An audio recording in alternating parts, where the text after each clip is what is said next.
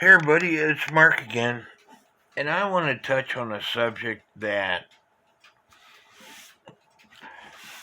I've got my beliefs and what the Bible says, and other people got their own beliefs, and I got a friend that tells me, well, Mark, my friends study Hebrew and Greek and all the other languages, and they dissect the Bible, and so they're up on the word. Well, my question is, the Bible was written back in the 1600s, or I, I know I'm getting that wrong, but there were stuff that happened back then that they didn't know about certain things, so they translated it the best that they could. And I want to give you an example.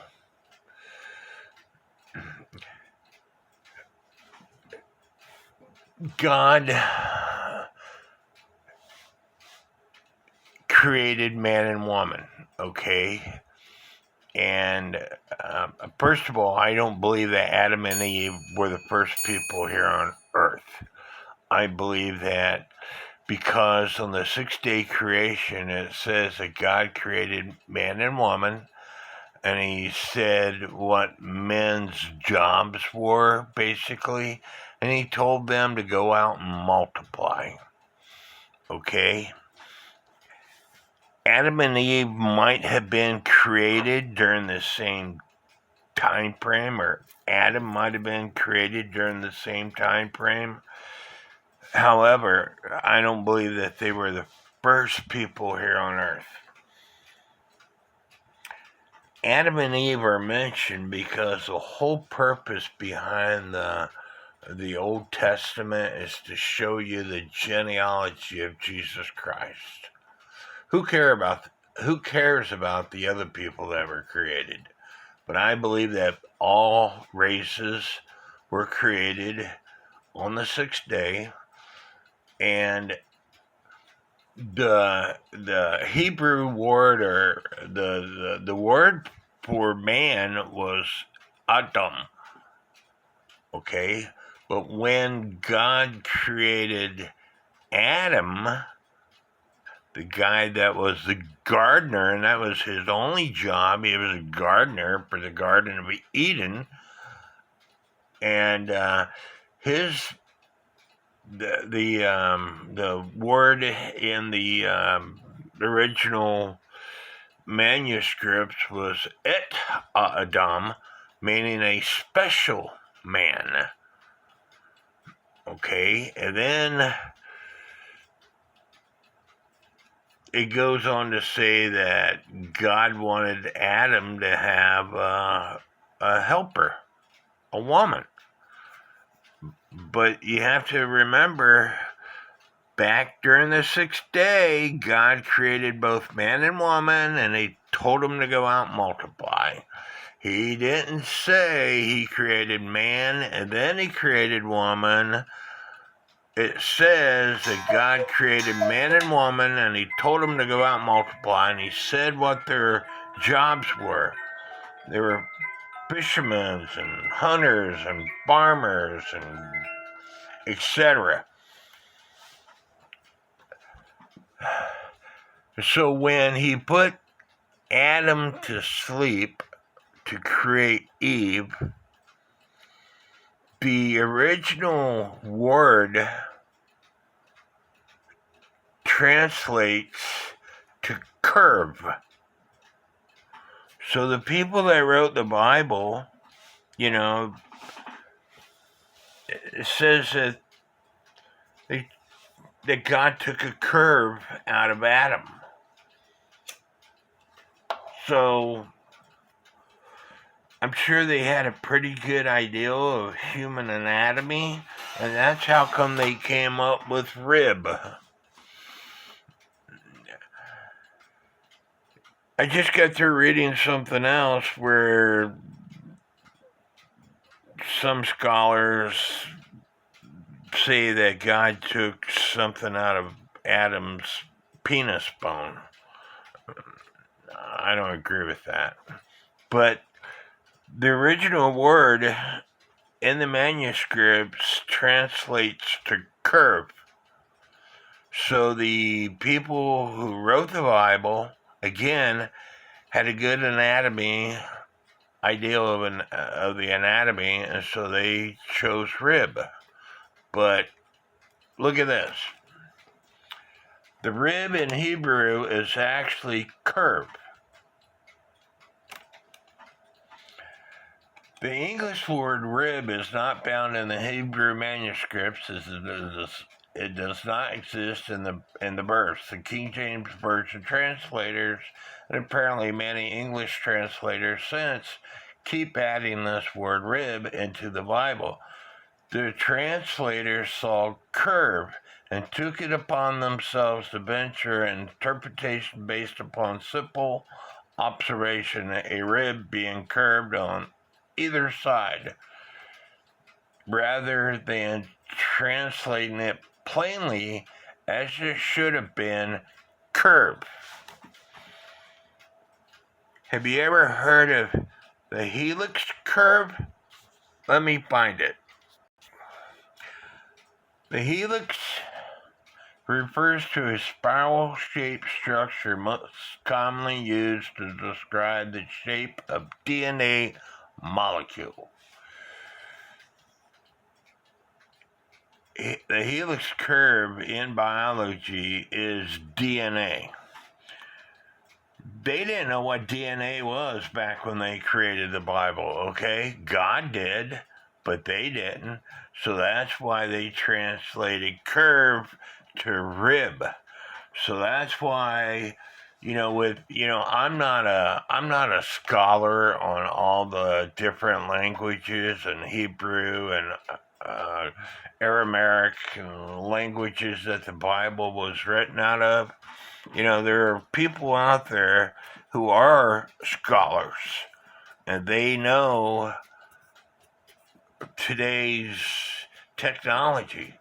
So my point is, why hasn't a Bible been written to update the words that they didn't know back then?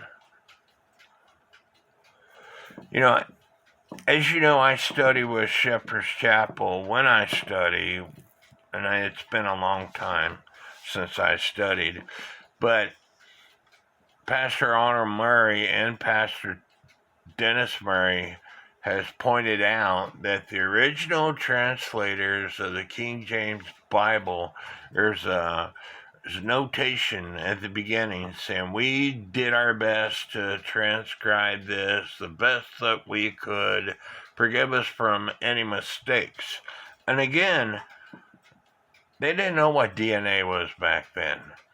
So the word curve was translated to rib. And you know how many times I've questioned this growing up? When I was in Bible study with my grandma and uncle growing up as a child, how come we have the same amount of ribs as a woman? If God took a rib out of Adam to create Eve, you would think that she would have an extra rib. But again, they translated the word wrong because they didn't know what DNA was back then. God did. I believe that God took Adam's feminine DNA out of him to create Eve. And again, Adam was Eta Adam, meaning a special man, and he was a gardener.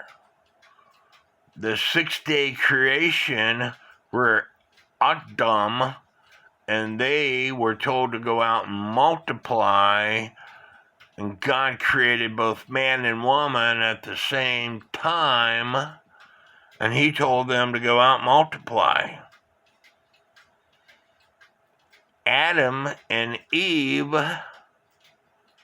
didn't know what multiplying was. They were naked as jaybirds, and they didn't know any. There's an old joke that there's an old joke that pertains to Adam and Eve.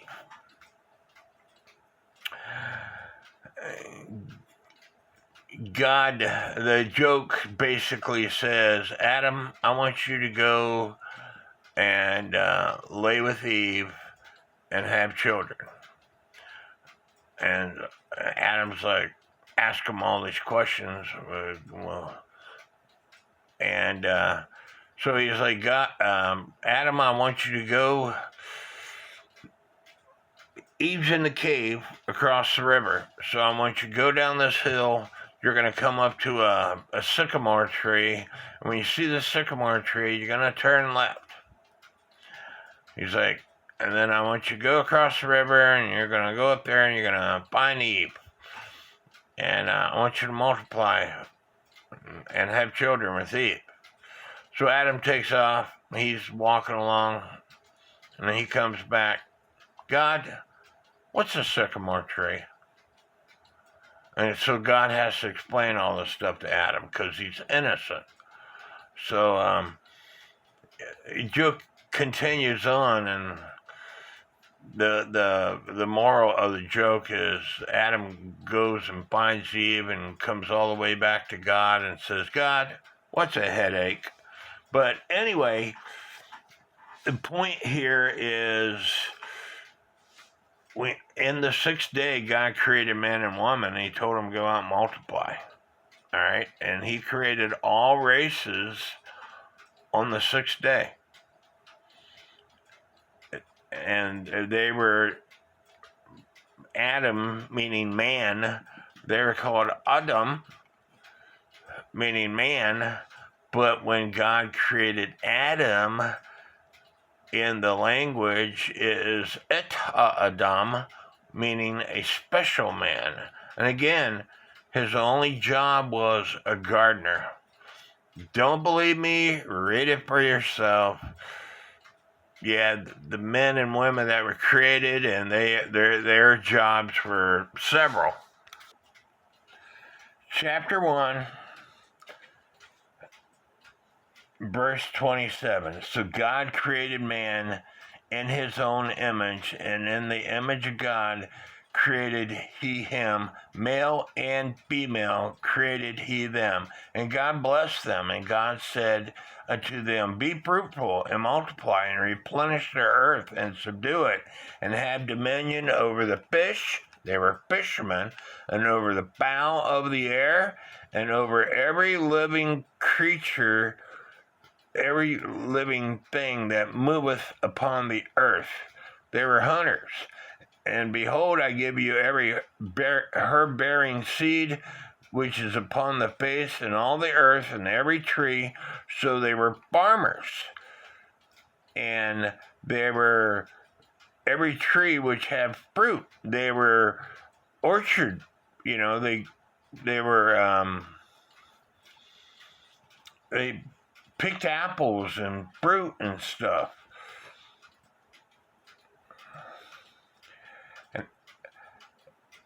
And to every beast of the earth, and to every fowl of the air, and to everything that creepeth upon the earth wherein there is life, I have given every green herb for meat. They were farmers, and the herbs were their meat. They were not hunters to kill and eat at the time.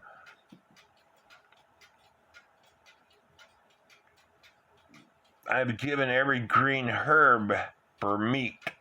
So they were vegetarians, basically. And it was so. And then when he created Adam, his job was a gardener. He was to take care of the Garden of Eden, where these folks were fishermen and farmers and orchard people, etc. So, again, I'm not a Bible scholar, but when I study, I raise a lot of questions. I ask a lot of questions. I Google a lot of questions, because Shepherd Chapel says, don't believe me. Check it out for yourself. Read it for yourself. Research it for yourself. And so that's what I do. And there are certain things that Shepherd Chapel points out that I don't agree with, such as the Apocrypha, the books of Apocrypha. And I can find a video for you right now on the internet. It's got to do with the history of the Bible, and it says that the books of Apocrypha were originally in almost every Bible.